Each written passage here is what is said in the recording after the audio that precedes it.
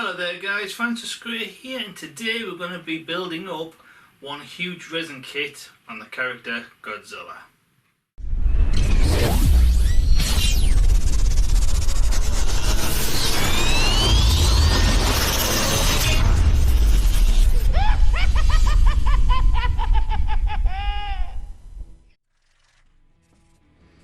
Okay guys, so I started off by grey priming all the main bigger spines on the back of Godzilla. So as you can see there, this now dried, so just flipping them over and doing the other side now. And then these are the medium size spines.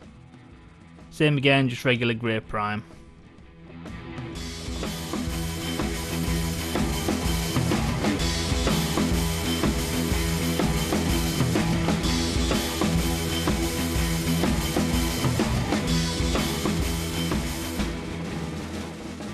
And more spines. There's quite a lot of spines to this kit.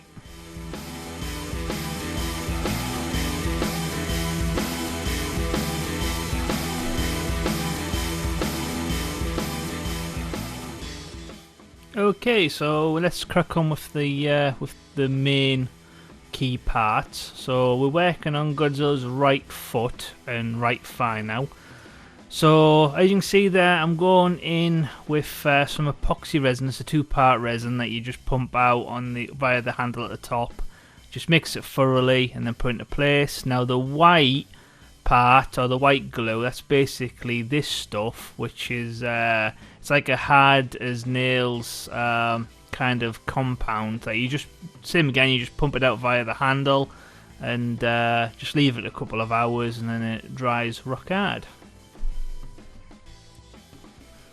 So yeah, so I'm just going in with a sculpting tool just to get into all the little nooks and crannies. And the reason why I put the compound on the outside and the epoxy resin on the inside, the epoxy resin was basically just to secure it and glue it together. And then the idea is once you push both part A and part B together, then the white compound would like spew out the sides, and I just clean it up, and then in theory that cleans up the seam line. So seems to work rather well. So working on Godzilla's left foot and left thigh now. So same again, I'm just going on the outskirts with the hard as nails compound, and then epoxy resin on the main connecting part, or the peg system if you like. Mix thoroughly and then just sandwich it in place, and like we did with the other leg, just go around with the sculpting tool and fill in the seam and then leave to dry.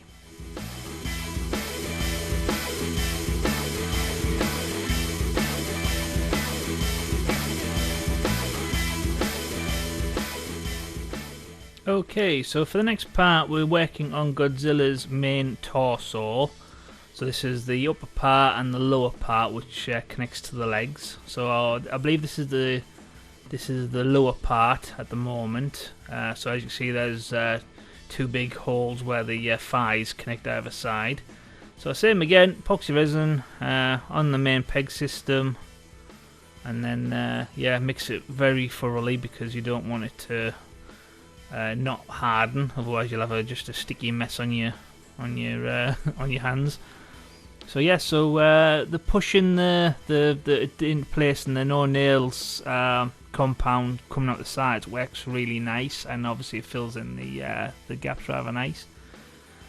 So so this kit for the most part lines up really nice. I believe it was originally sculpted via like a 3D sculpture, so that's probably why it's like almost like mathematically perfect fit. Not all parts were, I'll talk about them later, but for the most part the main key parts went together rather well. So it's a hollow cast kit, so even though it's really big, it doesn't weigh very much, but this is a big kit, so it is quite I suppose bulky, and you have to watch what you're doing, as because you can easily just like drop it, and over being hollow, there's a good chance it'll break. or even shatter. So one thing I will say about this kit is, even though it is really nicely detailed, all the little spines on the back make it quite tedious to hold, I suppose, because you always find yourself it's like rubbing against your skin quite often. So that was just a personal thing that I found. So working on the end of the main tail now. So yeah, I was having a little bit of problem getting the hard as nail compound to come out at this point. I had to find out what was causing the blockage, and it was just basically like a matted hard bit that must have been inside the tube, got lodged in the nozzle. So yes, it was a bit messy, but I basically cleaned it out, and yeah, ready to rock and roll again.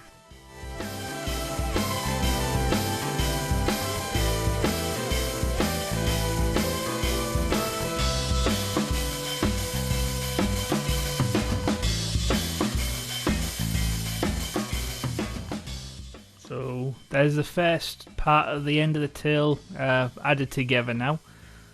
So same again. Now the two end bits, they come with their own spines at this point, because the spines dwindle down to be a lot smaller. So these are already like molded and casted into the kit.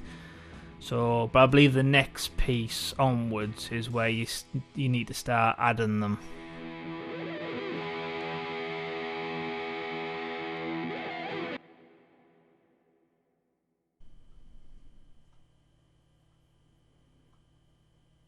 Okay, so this is the main bottom part of the tail. That this part that I'm gluing now will fit to the bottom part of the main torso of Godzilla, and this part is the connecting part to the oval part of the tail, or the end part of the tail, which then leads to the other bottom part of the tail that connects to the bottom of the Godzilla. I hope that made sense. What? So yeah, so as you can see there, it's starting to take shape now.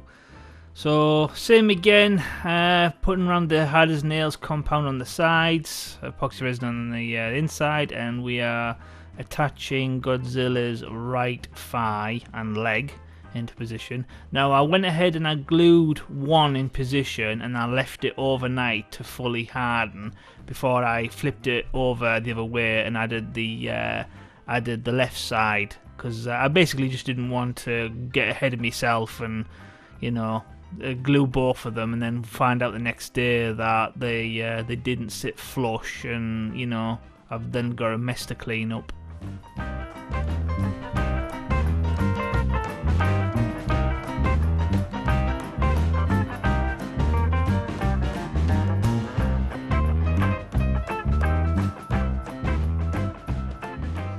So as you can see there, guys, this kit, it literally is a beast, literally is a monster, and I'm actually struggling to get it on the workbench. So believe it or not, I had to actually build like a desktop to house this kit, or to build this kit up. So you'll see that later on in the video. So yeah, so right leg is been left overnight to fully dry. So now that I know that that worked really well, let's crack on with the left side. I'm adding some score marks to make sure that the epoxy resin, you know, has something to stick to.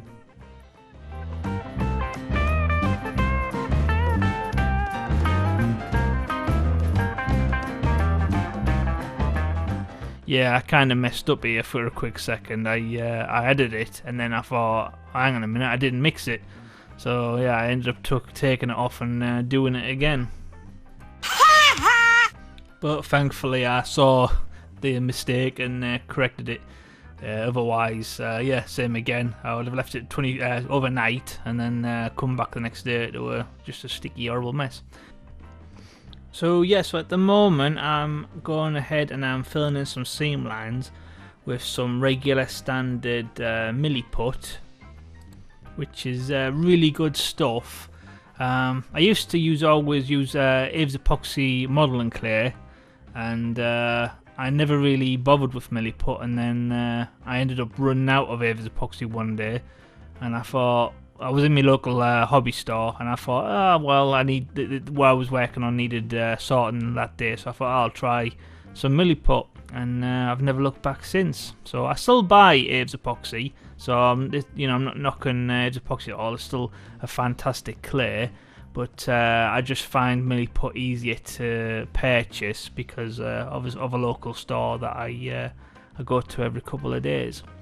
So yeah, so I'm really working the milliput into the crevices of the thigh, connecting to the body, and I'm gonna be going in later with a sculpting tool and adding more like nooks and crannies and bumps and lumps and all the other stuff to make it blend in to the main figure. So this took quite a while to do. So I'm just gonna go ahead and fast forward the footage now. So I believe this is like ×8 speed, because this took quite a long time to do this because there was quite a few seam lines between all the connecting parts.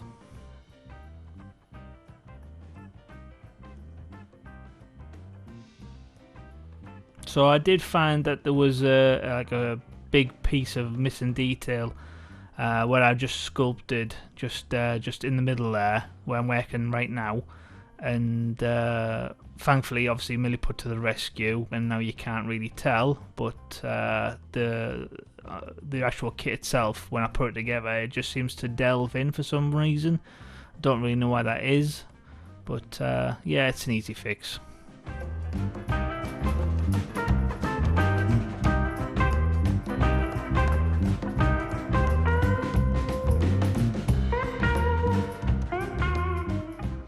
So I was previously talking about I had to make a new table.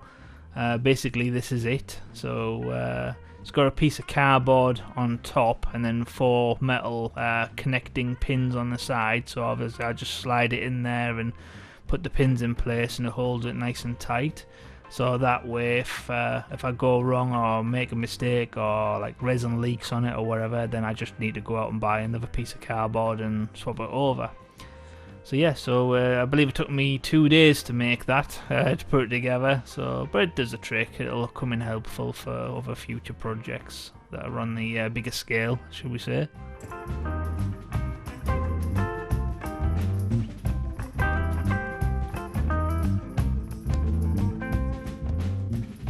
So yeah, did I mention that there was quite a lot of seam work to fill in on this kit?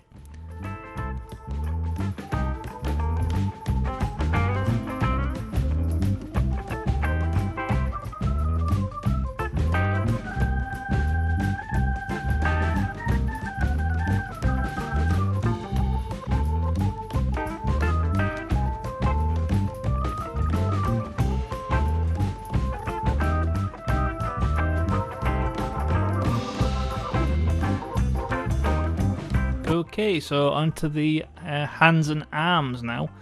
So the left hand comes with a separate thumb, which is casted separate. So you just glue that in place and just fill in the seam lines. And the other arm and hand, that just comes as one piece.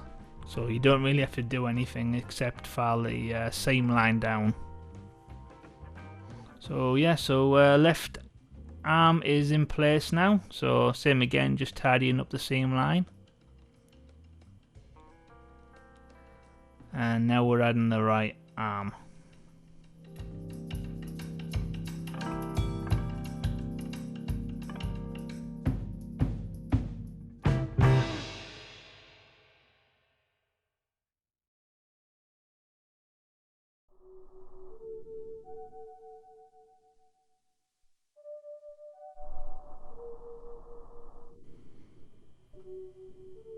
So the right arm, even though it went nicely in place, the connection fitting was a little bit loose compared to the other side, so it did wobble a little bit, but I'm glad to say that it did hold its shape, and after a couple of hours it was rock solid. So yeah, so same again, Millie put to the rescue, just filling over the seam line and just resculpting some missing detail just to make it blend and make it look a lot more natural.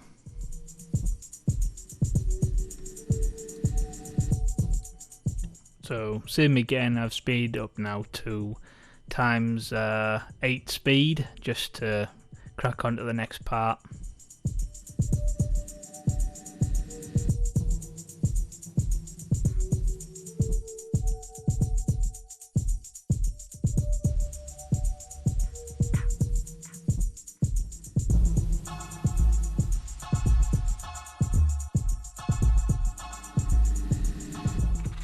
So yeah, for now I'm adding more score marks to the inside of the neck, and I went ahead and I glued a round magnet in place, same again with epoxy resin.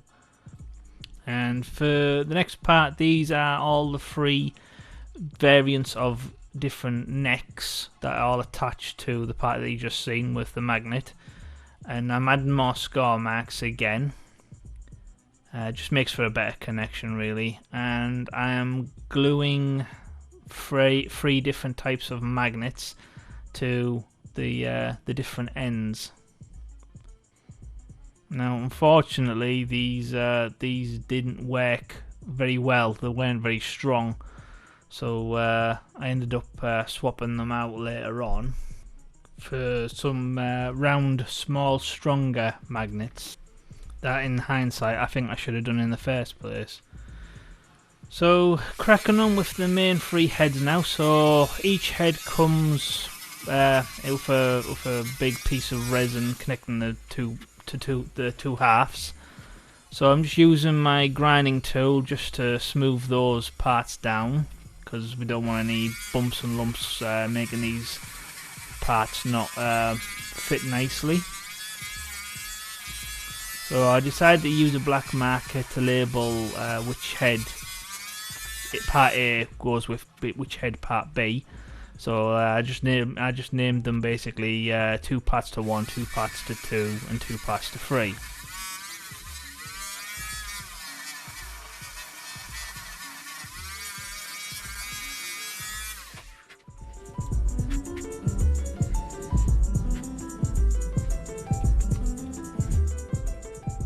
Okay, so now that we've got all those marked, we know what parts are which. Let's crack on with the necks. So this is the small magnets that I just talked about. So off camera I went ahead and I just removed the other magnets. They weren't very good. I ended up just throwing them in the bin. And yeah, and I just went back to some trusty small little round magnets, which I tend to normally use. If I'm truthfully honest, I don't know why I just didn't do this in the first place. I think with the other magnets being the same kind of circumference or same kind of rectangle square shape, I thought it would have worked better, but unfortunately, yeah, I just didn't think. So, but all's well that ends well, I suppose.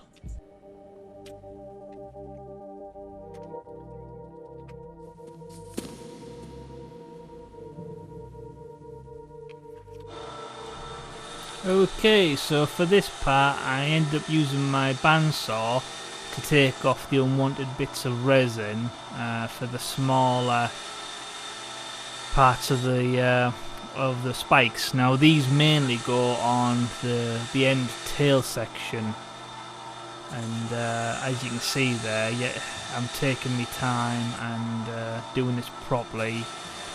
Please be careful if you're using a bandsaw or any kind of machinery, because we all know what can happen.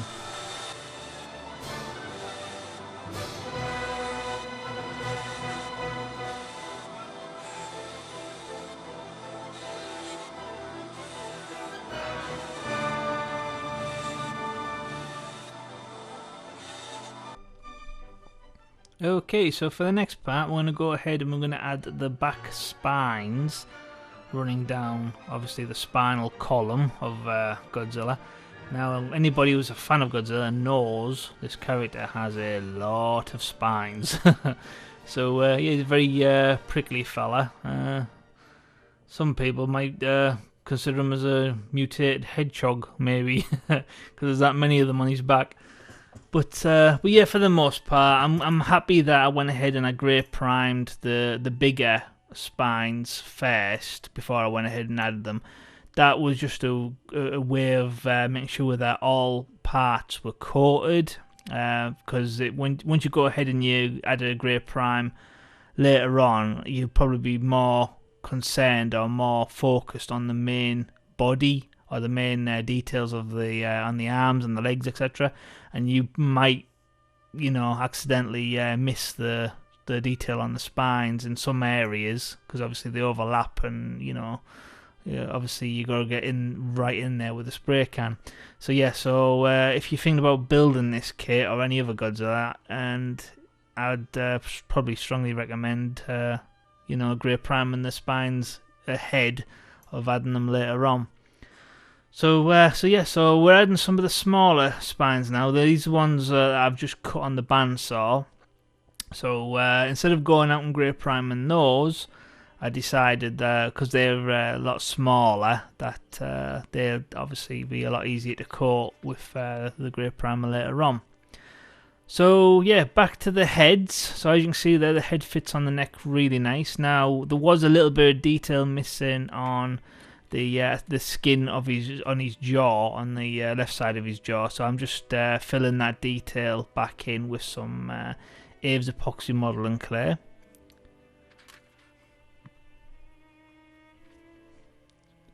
So I decided to glue the head in place and leave it to dry. Now I'm going to go ahead and I'm going to do the others as well, but there is one head that I had to do separate, and I'll talk about that when I get to that point. So this went together pretty easy. So just stuck all the parts on there and retouched up that Aves epoxy part, and then left that to dry. So this is head number 1. So this is head number 2. So same again, because it's an open jaw, all parts could just be glued and put together. Same again, I'm adding a few scratch marks with a scalpel just so the epoxy has something to hold on to.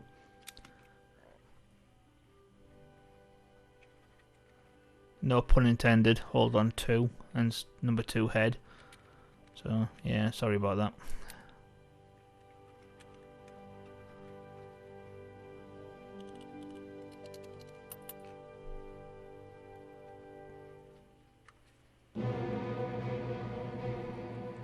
Okay, so last but not least, this is head number 3. Now, with this being a closed jaw, it's a bit more trickier. So as you can see there, the top part comes off with the bottom part glued in place, but it doesn't work the other way around. The bottom part won't fit in place if the top part's in place. Now the reason why I've got to keep it separate is with it being closed mouth, I can go ahead and I can grey prime it all, but then I won't be able to paint the inside of that later on, and you'll probably see that it's like white and grey resin, and it'll stand out like a sore thumb. So yeah, so I decided to glue the jaw in place, and we'll leave that to dry, and then later on we can add the head. So for the next part, I went ahead with some white wood filler, and then I started filling in around the seam lines on the open mouth version of Godzilla's head. So it was a bit tricky getting into all the little nooks and crannies where the bridge of the mouth meets the teeth. So yeah, that was kind of fiddly. And then for the next part, I'm just going to go around and add more wood filler to all the other unwanted seams running around the jawline and the top of the head.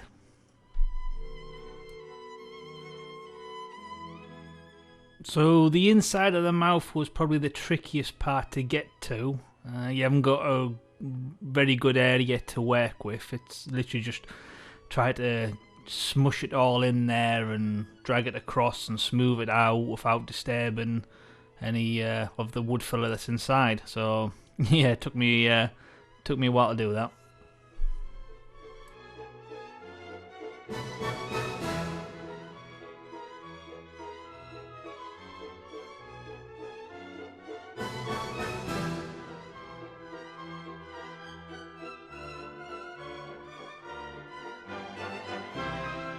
Okay, for this part, now all the heads come with a number 1 spike, so there's 3 number 1 spikes in the kit to all add to all the 3 different variants of the head or the neck. So yeah, so same again, just put it on in there with some of that no nails glue adhesive. Mushed it on in there, wiggled it about a little bit so there's a little bit of excess came out the sides, and then just used my sculpting tool to clean up the seam line. And yeah, and you're good to go. Just do that times 3. Okay, so this part, now the magnet didn't work very well on the inside, so I ended up taking it off and drilling a bunch of different little mini holes and adding a load of metal screws in place, and then obviously added a bit of glue in there as well to keep it nice and steady. So the magnets on the back of the heads, they attach really nice to the metal of the screw heads. So what I'm doing at the moment is I'm adding some cling film to Godzilla's neck. So when I apply the air dryer modeling clay to the back of the necks, the clay won't stick to the main body of Godzilla. So the cling film basically works as a barrier, so I don't have to worry about any of it sticking later on.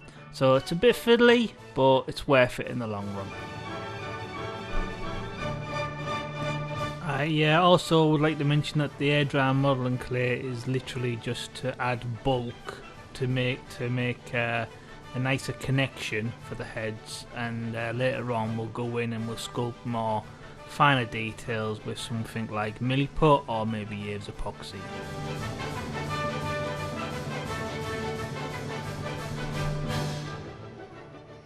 So back to the main tail. So as you can see there, it's all one big piece now.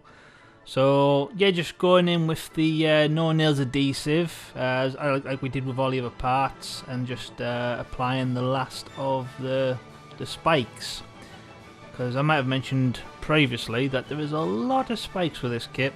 So yes, these were the last ones to add. So I was thankful not to have to worry about doing any more than I had to. But yeah, it's all's well that ends well. They all turned out okay. So just went ahead and took my time and cleaned up the excess, and yeah, looked great at the end.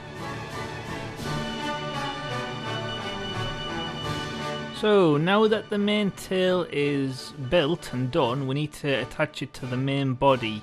So as you can see there, the inside of that fastening is actually really thin resin. I can't leave it as it is because with it being so flimsy on the inside, and the tail being really heavy, I can see that actually just crumbling under the weight and give way. So so I'm going to go in with some expanding foam, and I'm going to get it really on in there, and then leave that a couple of hours to expand, let it do its thing, and then hopefully it'll close up that pretty bad connection.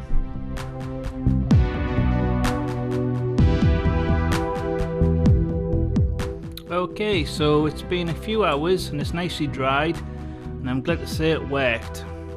So for the next part, now I'm going to go ahead and attach the back tail, or as you can see there's quite a bad seam line because it won't fit all the way in. So what I'm going to have to do is I'm going to have to add some air dryer modeling clay to build up the bulk around it. Leave that, push it into place, leave that to fully hard and fully dry, and then we can top over some surface detail, again with some milliput or Aves epoxy modeling clay.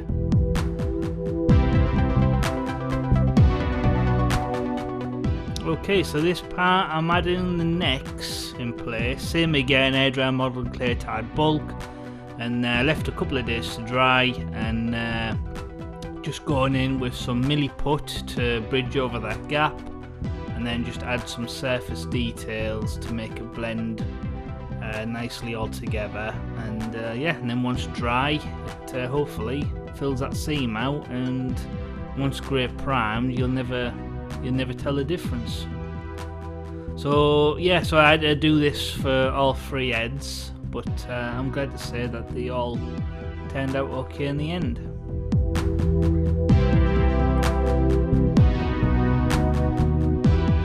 So for the next part, I did the same idea, but this time filling in the gap on the connecting tail, and this was a lot more work to do because obviously it was a wider surface. And there's a lot more detail to cram in to blend, you know, from one like part A to part B. So I had to take my time with this one. So yeah, so at this point I'm just putting a little bit of milliput in and then sculpting it, getting it on in there, and then taking it in and pulling it out and taking it back in and just making sure that it doesn't stick to the, you know, to the main body. And yeah, and then just persevere like that. It is a bit tedious, but it is worth it in the end because you don't want to do all the work, think you're finished, and then go to remove the tail and then you find out that it sticks to the main body and you've just basically just ruined a couple of hours work. So yeah, so slow and steady wins the race.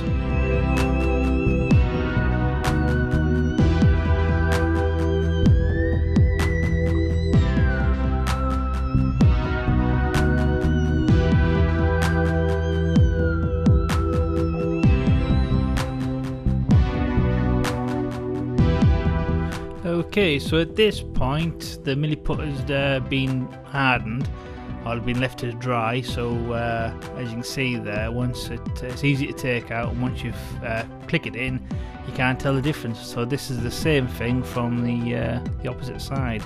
So that is a really nice connection at the end of the day. So for the next part, we should take it outside and give it a good coat of grey prime. Oh dear.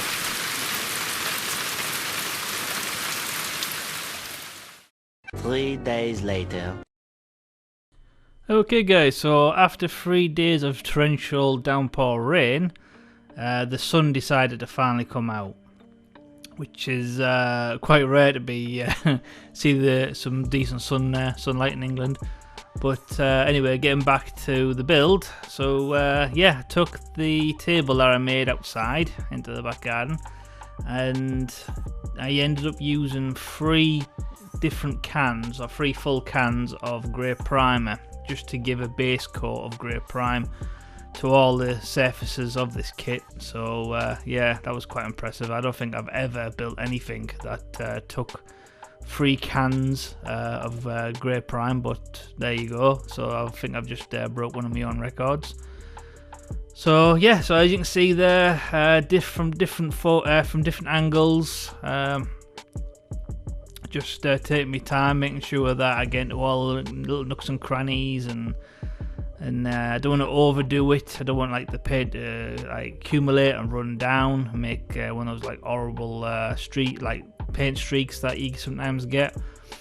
So yeah, so once it had dried, I just picked it up, turned it on its side, and then done the underside as well.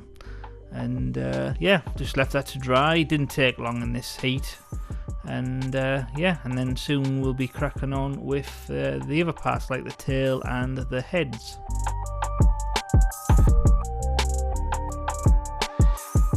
Meanwhile. Okay guys, so with the heads being a more manageable size, I just decided to grey prime those as I usually do with most of my builds. So this is just in the little shed in the garden. So yeah, so just paint one side, leave it to dry, and then flip it over and paint the other side. And then I just went ahead and did this for all 3 heads.